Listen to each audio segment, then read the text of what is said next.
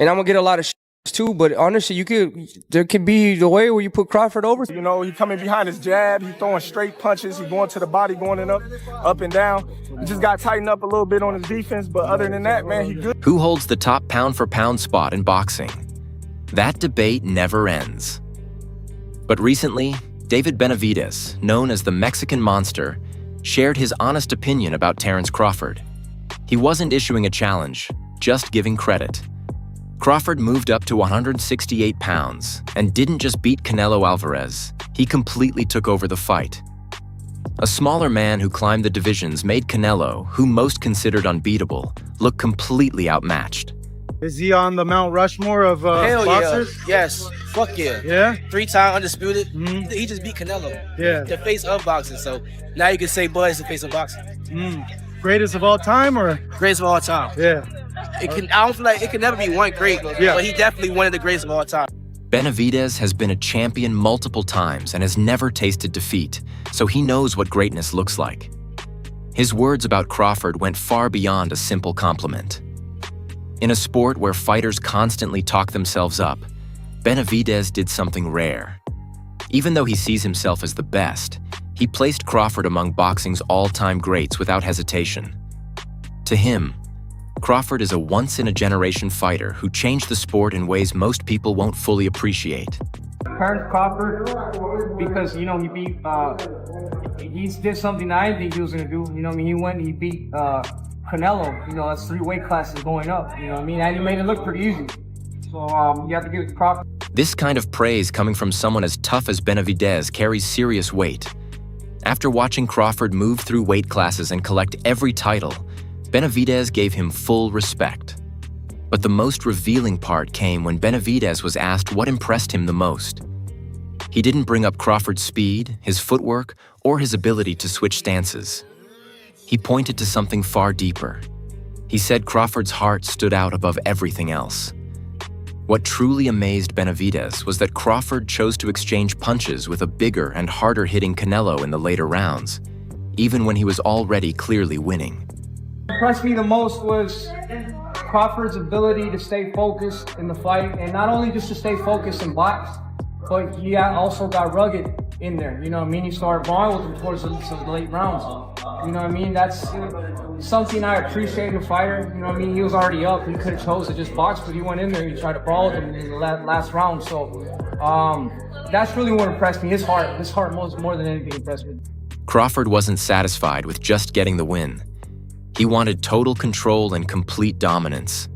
That kind of burning desire, the kind that refuses to settle for simply winning, is what separates him from everyone else. It's a good fight, you know, it's a good fight for both of them. Good fight for, I think it's more important for Crawford than anybody, you know, but I think if anybody could beat Canelo, I think Crawford could. Yeah, I know you said, like, he could be the guy. What kind of a chance do you ultimately give him? I think you give him like a 7 out of a 10. Oh, wow, that high. I thought you were going to say like 25. I mean, no, Crawford is good. Crawford is good, and I think he's been known that he's going to fight Canelo for a long time. And you know, Crawford he likes to pick up the weight, so I'm sure he's been working on the weights for a long time. So, you know, Crawford, when he has with a person that has a big IQ like that, if you do enough weights, you know, and you stay working for a long time, you know, you have a puncher's chance. Benavidez believes that mental drive is Crawford's most dangerous weapon. He doesn't think it can be beaten or trained away. Crawford has elite skills, but his mindset is what truly makes him a threat. Benavidez also feels that Canelo no longer carries that same fire and hunger anymore. And I'm gonna get a lot of too, but honestly, there could be the way where you put Crawford over Mayweather. Because of going up, you didn't see Mayweather go up from 147 to 168. That's crazy, bro. And honestly, I thought Crawford was gonna have more of a hard time because he had a hard time with Madronov. So imagine going up to it. I mean, that's crazy. I mean, but I don't want to take nothing away from Mayweather. Mayweather's the greatest of all time. But I think that was a really big risk that Crawford took, and then he ended up winning. You know what I mean? So you have to give credit to that too. I mean, that's a big risk. That'd be like me going up and fighting Usyk right now, heavyweight. I know that's been kind of hinted. I'm not thinking of that right now. I'm not thinking of that right now. No, but that's kind of like how that'd be. You know what I mean? So you have to, bro. That's a lot of. He has a lot of balls to do that. And not only to go do that to show the world that he's really like that. While praising Crawford, Benavidez also pointed out where Canelo went wrong. Crawford had been chasing this fight for years, and when the moment came, he dominated completely. According to Benavidez, the problem wasn't Canelo's ability or punching power, it was his ego. The loss became a lesson more than just a defeat. Benavidez was direct, saying Canelo disrespected both Crawford and the sport itself. In his view, Canelo walked into the fight thinking he could just move forward, throw a few punches each round, and land one big shot to finish it. He underestimated everything. I'm not happy that he lost. I kind of felt like that could have been me. That was my moment. You know what I mean? If I would have gone in there, I know I would have beat him. You know what I mean? So I don't want to be a hater, but that's kind of how I feel. But you know what I mean? I give all the flowers to Crawford. You know what I mean? That should have been me in there. That should have been my. If I would have got that fight, I would have been me. I would have been the one getting my hand raised. But like I said, it didn't happen, and that's why it didn't happen, because Canelo knows that would have happened. Benavidez made it very clear that bringing that kind of arrogance into the ring has real consequences. His message was a warning every fighter should take seriously. The same ego that built Canelo's legendary reputation ended up being the very thing that brought him down. I think Crawford took it way more serious than Canelo, which is kind of weird because, you know, the amount of money that Canelo was making. And I know all these people say, oh, yeah, you know, talking shit about Canelo. I'm not talking shit about him. He just didn't look like he really prepared 100%. He's throwing 10 punches around. Or I think it was his ego is that big that he thought that, oh, I'm just going to walk through him, catch him with a good shot, and it's going to be done. As you can see, Crawford is a different type of fighter. Not only has he had the boxing IQ, he has that dog in him. He was in there. He was brawling with Canelo like in the 8th, 9th, getting the best out of him. Boxing, he's epitome of a great boxer. There's a lot of lessons to be learned in that fight. You know what I mean? If you really want to make something come true and you really believe it, you can make it come true. And then the other lesson is, don't let your ego get the best out of you, and don't think that you don't have to prepare because you're a bigger fighter. You know what I mean? That shit will bite you in the ass. With Canelo no longer the top name, attention quickly shifted to the next big matchup.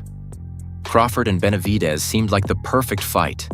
The new champion against the man who was never given his crown. A battle for control of the 168-pound division. The excitement was immediate. But when Benavidez was asked about it directly, his answer stunned everyone. He didn't just say no, he dismissed it entirely. He said he has zero interest in fighting Crawford and that he is completely done with the super middleweight division.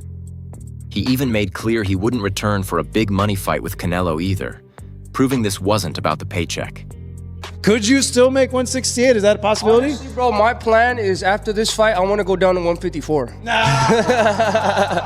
No, bro, I'm done with cruiserweight. You know, I want to take this opportunity, though. Yes, I say cruiserweight. I want to take this opportunity to, you know, congratulate Crawford. You know, he put a hell of a performance. He's up there in the Mount Rushmore of the greatest fighters of all time. And, you know, let Crawford do his thing, bro. You know, at the end of the day, I have no interest in fighting Crawford. I have no interest in going down to 168. I mean, yeah, it's nice that it would be dope winning all titles, but I'm way past that on 168. You know, the only reason I wouldn't even go down to 168 for Canelo, and I'm just being real with you, you know, and let Crawford do his thing. Let him have his, let him. I want to give his flowers, man, because he's a great fighter, man. When there's no other fighter that's coming up from 147 to beat a type of fighter like Canelo at 168, you know, and Crawford, you know, he's one of the greatest of all time. So, you know, I have no interest in going down to 168. I'm not saying that I'm scared of Crawford or whatever, you know, but Crawford's a man at 168. That's his weight class. I'm done with one. In a short and blunt statement, Benavidez shut down what could have been one of boxing's biggest events. His message was simple. Crawford can have that division. By walking away from the weight class and the fight fans were desperate to see, he left Crawford standing alone as the clear ruler of 168 pounds. Canelo fight look with Benavidez. Who you favor? I still got it at 50-50. Benavidez good, but Canelo is, you know what I mean, great. We just gotta see the fight, man. We all want to see the fight. Do you think he gets him to the body? Because Hoover was landing a lot of body shots. I don't know. That's why I said we gotta watch the fight. You know what I mean? It's a different style, different type of fighter. You got two strong strong fighters going head to head. Is Canelo the only 68U fighter? Would you consider a Benavidez? Yeah, Canelo the only one. But why would the best fighter in his division just walk away from bigger names and bigger money? Most people miss the real reason. Benavidez's history at 168 pounds is complicated and painful. He is the only fighter ever to win a world title twice at the same weight and lose it both times. The first time, he tested positive for cocaine and was stripped of the belt. The second time, he failed to make weight and lost it again. That entire period was long and difficult. Cutting down to 168 pounds was always a battle. Now Benavidez is focused on what's ahead. He has moved up to 175 pounds and is targeting the light heavyweight division, already calling out fighters like Zorda Ramirez. For the opportunity to fight, we've been in talks fighting Zorda Ramirez for his belts at cruiserweight. So we're already in talks of that, you know. And then that's definitely a fight that has to happen because I used to spar him when I was 18 years old. All the way, you know, I sparred him a lot, so I know that's a pay-per-view fight.